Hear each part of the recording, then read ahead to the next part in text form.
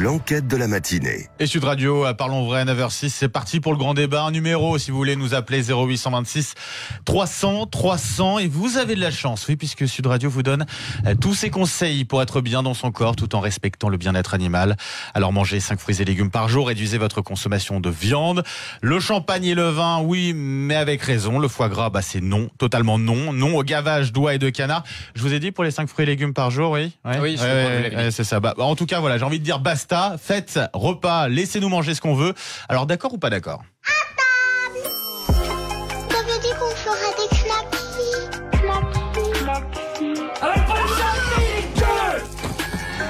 Le prix d'un steak, c'est la mort d'un être vivant.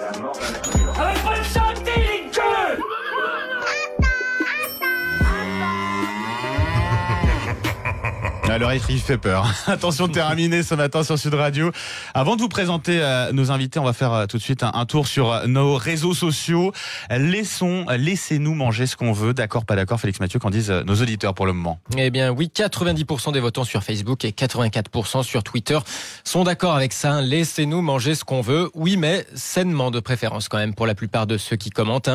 Carmen sur Facebook nous dit « Le problème n'est pas de manger ce que l'on veut, mais de respecter la nature qui est bien mise à mal avec les pesticides, le glyphosate, les serres de fruits et légumes géantes, etc. » Franck ajoute « Manger ce que l'on veut ou ce que l'on peut, telle est la question. Je rappelle que la viande, ce sont des animaux vivants que l'on tue pour se nourrir. Le prix de la viande industrielle est tombé tellement bas, dit Franck, que tu te demandes ce que tu vas ingurgiter. » Voilà, merci Félix Mathieu. Allez, le débat est ouvert sur Sud Radio. Ils ont accepté notre invitation ce matin et je les en remercie par avance. Avec nous dans ce studio, Alexandra Blanc, bonjour. Bonjour. Vous êtes végane, fondatrice de Vegan Impact. À côté de vous, Florence Foucault, bonjour. Bonjour. Diététicienne, nutritionniste. Et puis, Georges de Carvalho, bonjour.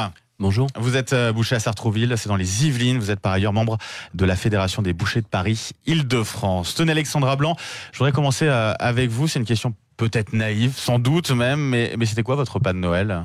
Est-ce qu'on peut se faire plaisir quand on est vegan? Bien sûr qu'on peut se faire plaisir en mangeant végétalien. Mon repas de Noël, c'était alors du sétan avec une sauce au mori, voilà à peu près, et puis une bûche végétalienne, parce que c'est facile en fait de manger. C'est-à-dire sans bûche produits, végétalienne. C'est-à-dire sans produits d'origine animale, donc sans œufs, sans lait de vache. Et il y a des grands chefs qui font des trucs super bons. Et ça fait plaisir, en tout cas, vous avez passé un bon repas, en tout cas. Oui, voilà. Ouais. Ça fait combien de temps que vous êtes végane, vous? Ça fait 7 ans.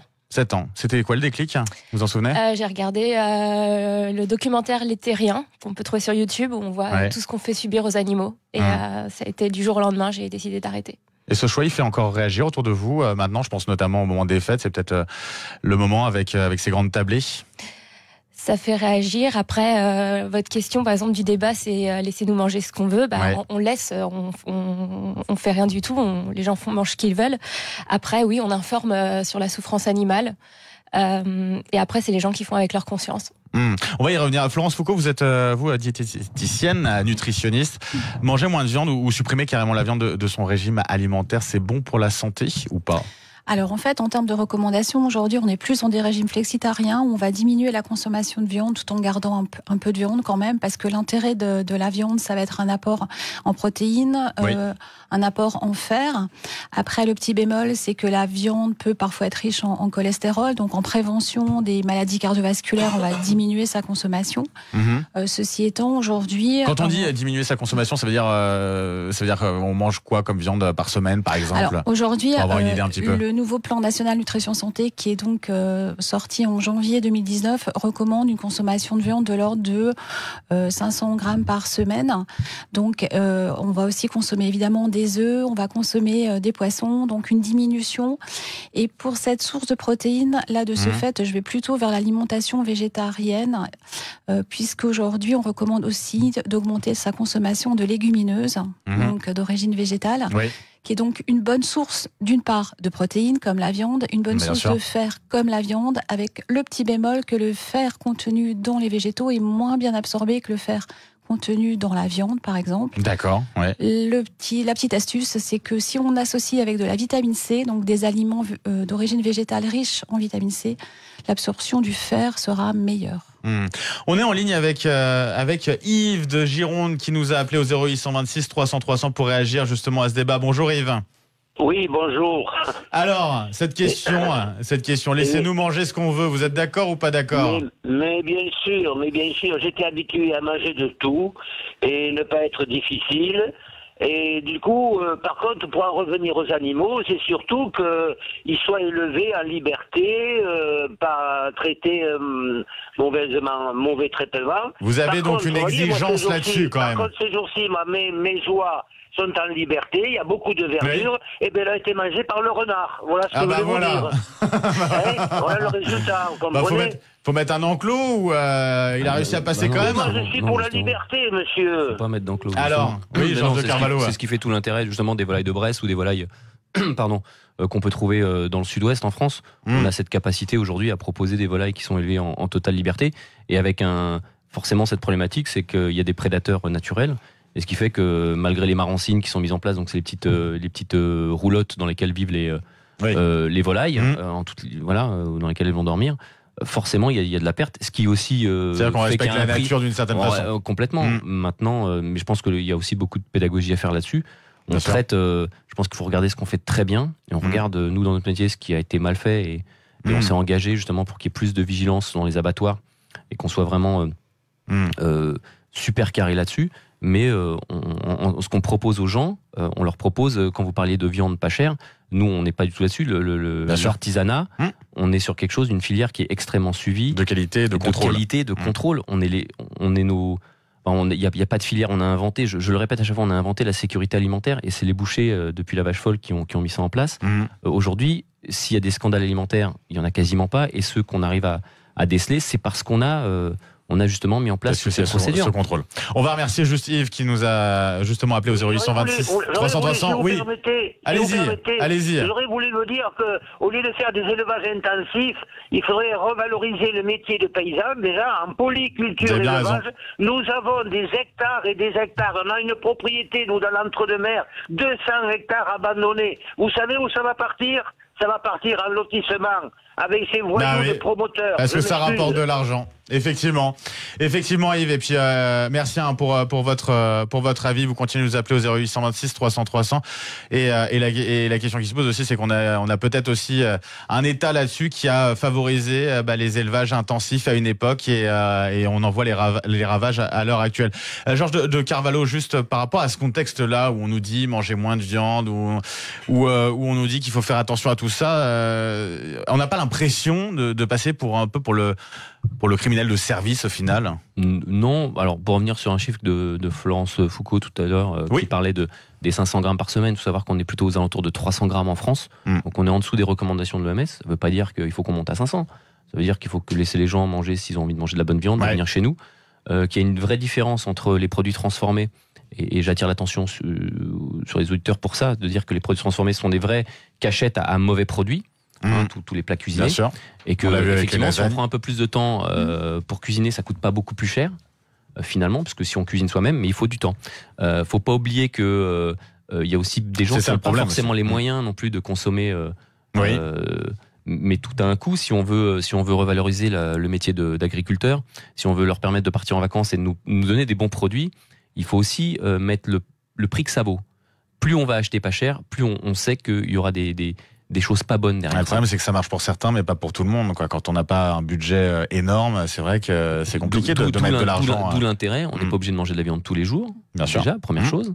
On n'est pas obligé de manger 250 grammes de viande à la part. On peut très bien se contenter de 150 à 130 grammes. Je veux dire, tout est une question d'équilibre et de remettre son budget là où c'est nécessaire. Je pense qu'on peut, avec un budget raisonnable, manger très très bien. Je voudrais qu'on termine juste cette première partie avec vous, Florence Foucault. On est dans un entre-deux. On a eu Noël qui est passé, ou pas complètement pour certaines familles. On a le Nouvel An qui arrive. Ça veut dire potentiellement on est amené à faire des excès. Est-ce que c'est grave, docteur, d'une certaine façon? Non, c'est pas grave. Bon, ça nous rassure déjà là-dessus. Non, mais ce que je veux dire par là, c'est que c'est quand même 2 fois dans l'année, ce sont des moments festifs, conviviaux. L'alimentation, ce n'est pas que un apport en nutriments, vitamines, minéraux. Certes, effectivement, l'objectif, c'est de rester en bonne santé, mais l'alimentation, c'est aussi et surtout le plaisir. C'est extrêmement important. Donc, si on se fait plaisir au réveillon de Noël, au réveillon de la nouvelle année, je veux dire, on a tout le reste de l'année pour équilibrer, pour faire attention et retrouver un équilibre. Et puis voilà, ça reste quand même des mets festifs, des mets assez exceptionnels dans ce type de période. On va pas consommer tous les jours, je sais pas, du foie gras, par exemple, du caviar ou que sais-je. C'est sûr. Donc, je pense que l'objectif, c'est d'en profiter, de se faire plaisir et après, effectivement, de voir pour équilibrer. Allez, Sud Radio, c'est le grand débat, 9h16. Le temps de laisser passer une courte page de pub. Et on se retrouve pour cette question du jour, cette question coup de poing. Repas, fête, laissez-nous manger ce qu'on veut. Vous êtes d'accord, pas d'accord? Vous votez, en tout cas, vous commentez sur nos réseaux sociaux. Et puis tenez, vous nous appelez 0826 300 300. À tout de suite dans le grand matin. Sud Radio. Sud Radio. Parlons vrai. Parlons vrai. Sud Radio. Parlons vrai. Vous avez acheté votre bien immobilier sur plan? Alors Check My House, leader de l'inspection immobilière, est fait pour vous. Nos experts en bâtiment vous accompagnent et vous protègent lors de la livraison de votre logement neuf. Avec Check My House, vous sécurisez votre rendez-vous de prévisite avant remise des clés. Plus d'infos sur notre site checkmy.house. Checkmy.house. Check My House pour être bien dans votre bien. Auchan, et la vie change. Il y a des téléphones étonnants qui sont aussi de grands reporters. Et pendant les 100 jours étonnants Auchan, il y a des téléphones encore plus étonnants. Comme le smartphone Samsung A50 à seulement 279,90 €. Jusqu'à dimanche, vos hypermarchés Auchan et Auchan.fr proposent le smartphone Samsung Galaxy A50 avec triple capteur photo à 279,90 € seulement. Auchan. Ton éco-participation 2 centimes. Kit main libre recommandé DAS 0,270 watts par kilo. Sud Radio, dans l'Hérault. À 7, sur 104.9. Pour Noël, chocolat d'exception Bello et Angeli. Bello et Angeli, des chocolats de fabrication artisanale, un savoir-faire incontestable, des ingrédients d'excellence façonnés par un artisan chocolatier passionné et créatif. Offrez à vos papilles et aux personnes que vous aimez une expérience gustative exceptionnelle. Retrouvez vite tous leurs chocolats sur le site belloangeli.fr. Award du chocolat 2019 décerné au niveau international par le Club des croqueurs de chocolat de Paris. Pour votre santé, bougez plus. Sud Radio, 10h, 11h, Natacha Harry. Bonjour, c'est Natacha Harry. J'aurai beaucoup de plaisir à vous retrouver pour Vos Animaux, l'émission des amoureux de tous les animaux. Animaux de compagnie, bien sûr, mais aussi faune sauvage. Sud Radio, Vos Animaux. Avec Animalis, le magasin des animaux à vivre et à aimer. Retrouvez-nous aussi sur animalis.com. Dans le nouveau magazine Journal de France, actuellement en kiosque, retrouvez des nouvelles de Catherine Deneuve, l'inquiétude de ses proches, les coulisses de la série télé Le Bazar de Charité. Dans Journal de France, l'avis de Jean Dujardin sur l'affaire Polanski. Les adieux de Laetitia à Johnny, pourquoi elle change de vie. Dans Journal de France, focus sur Marie Laforêt, oubliée de tous. Et bien sûr, les meilleurs plans et recettes pour des fêtes de fin d'année réussies. Journal de France, un magazine La Fond Presse, en vente chez votre marchand de journaux. Le Grand Matin Sud Radio. L'enquête de la matinée. Et on se retrouve sur Sud Radio pour la suite du grand débat. Sud Radio qui a le ventre plein. Et oui, après le foie gras, la dinde de Noël, les petits marrons, on digère avant de remettre ça pour le nouvel an. Alors laissez-nous manger ce qu'on veut. D'accord, pas d'accord? C'est notre question du jour. On continue d'en débattre avec nos invités. La diététicienne nutritionniste Florence Foucault, la fondatrice de Vegan Impact Alexandra Blanc, et puis Georges de Carvalho, boucher, membre de la Fédération des bouchers de Paris, Île-de-France. Mais d'abord sur les réseaux sociaux. Félix Mathieu, qu'est-ce que ça répond pour le moment? Largement, oui, effectivement, les votants sont plutôt d'accord avec cette affirmation, à 90% sur Twitter et 84% sur Facebook. Merci Félix. Elles sont devenues des cibles pour les véganes, les antispécistes. Depuis plusieurs mois, des dizaines et des dizaines de boucheries ont été attaquées, vandalisées. Alexandra Blanc, ça va pas trop loin cette histoire? Alors, c'est totalement faux. Il y a eu quelques boucheries qui ont été attaquées, mais c'est rien du tout. Là, récemment, il y a eu un vigile avec des personnes, des militants qui voulaient dire au revoir aux animaux devant un abattoir. Et là, c'est les éleveurs et les personnes qui travaillaient dans cet abattoir qui ont agressé les militants qui étaient pacifistes. Et ça, personne dans les médias n'en a parlé. Et c'était d'une telle violence. Il y a eu des caméras cassées, il y a eu des personnes qui ont été à l'hôpital. personne n'en parle. La violence est des deux côtés. Il faut pas faire une généralité de toute façon dans les deux cas. Je pensais notamment à, parce qu'en avril dernier, on a deux militants qui ont été condamnés à de la prison ferme. On parle quand même là d'incendie déclenché à l'aide de bidons d'essence et de cocktails Molotov. D'accord, alors ça. Mais pour vous, c'est minoritaire, c'est ça ce que vous dites en fait. Bien sûr que c'est minoritaire et en plus pour cette histoire d'incendie d'abattoir, il me semble pas que ça a été prouvé que c'était des véganes. C'est des antispécistes, en tout cas ils se définissaient comme tels. Je vous voyais réagir justement, Georges de Carvalho, vous êtes d'accord avec ça? On est sur finalement des actes minoritaires ou Oui, je pense qu'il faut savoir raison garder et remettre tous les événements à leur place. Il y a eu des événements effectivement il y a quelques mois sur des boucheries dans le nord de la France. Par rapport au nombre d'établissements, c'est vrai que ce sont des épiphénomènes. Ultra minoritaires. C'est très minoritaire. Nous, on a fait appel aux responsables, quand je dis responsables des véganes entre guillemets, pour que de leur côté la violence soit pas utilisée et que d'autres moyens de communication existent. C'est-à-dire que vous avez un échange en tout cas avec eux. Aujourd'hui on en a un. C'est pas la première fois qu'on se voit avec Alexandra. On n'est pas d'accord, mais vous savez, ce que je disais, moi j'ai une de mes filles qui est végane, donc je vis très bien avec, et je pourrais très bien vivre avec Alexandra. Un boucher qui a une fille végane, je serais pas, et ça changerait pas la face du monde. C'est pour ça que moi j'ai tendance à dire, c'est pour ça que le débat je le trouve un peu étrange, parce que est-ce qu'on attend d'un État interventionniste qui dit non, t'as pas le droit de manger ça. Aujourd'hui c'est la bouffe, demain c'est quoi? C'est le sexe, c'est les relations qu'on a avec les gens, c'est choisir. Est-ce que j'accepte les propositions qu'une journaliste m'a faites il y a quelques minutes pour qu'on se voit en dehors? Laurence Perrault, non, mais en plus, on est pas du tout. Est-ce que l'État doit intervenir là-dessus? Je suis pas sûr. Les garçons sont exagérés. Je pense qu'on peut cohabiter. Enfin, moi, je suis plutôt chacun fait ce qu'il veut. Moi, je fais vivre une quinzaine de salariés sur mes deux établissements. C'est très compliqué. Enfin voilà, Mais Alexandra Blanc, justement, l'objectif là-dessus, c'est quand même, alors, vous disiez, on n'impose rien. On n'impose rien. Voilà, vous imposez rien. Je vais pas chez les gens à Noël les empêcher de manger. On l'espère. Mais en tout cas, il y a quand même cet objectif que pour cette société-là, qu'on ait une diminution vraiment importante de la consommation de viande. On est d'accord. Donc ça, c'est l'objectif que vous défendez. Bien sûr, c'est l'objectif. Donc on n'impose pas, mais d'une certaine façon, on cherche, on espère. En tout cas, infléchir un petit peu le comportement des gens. Bien sûr, parce que en mangeant de la viande, on impose la mort aux animaux. C'est un choix qu'on décide. Donc c'est là-dessus que les gens doivent réfléchir. Il y a de plus en plus de vidéos qui montrent ce qui se passe dans les abattoirs. Tous les animaux vont. Il n'y a pas de petits abattoirs. Voilà, ils se font tous tuer. On leur enlève la vie. Donc là-dessus, c'est les gens qui doivent réfléchir à ce qu'ils mangent. Et puis sans compter, si on parle même pas des animaux, si on parle de l'environnement. Il va falloir vraiment réduire vraiment sa consommation de produits d'origine animale parce qu'on va vers la destruction de la planète. Végétarien, vegan, vous êtes 2, je vais vous faire réagir, Georges, dans un instant. Juste végétarien, vegan, vous êtes 2,5% de la population en France. C'est-à-dire quoi? C'est-à-dire que la minorité a raison contre la majorité? Avec les végétariens, je sais plus, mais c'est plus dans les 4%. Moi, c'était les chiffres que j'avais. En tout cas, on est sur une minorité. Bien sûr qu'on est une minorité pour l'instant. Après, il y a de plus en plus de personnes qui prennent conscience justement de ce côté sur l'environnement, sur le climat, sur la souffrance des animaux et qui réduisent leur consommation de viande. Après, j'ai envie de revenir sur le fait que là, je suis face à un boucher, donc forcément, c'est voilà.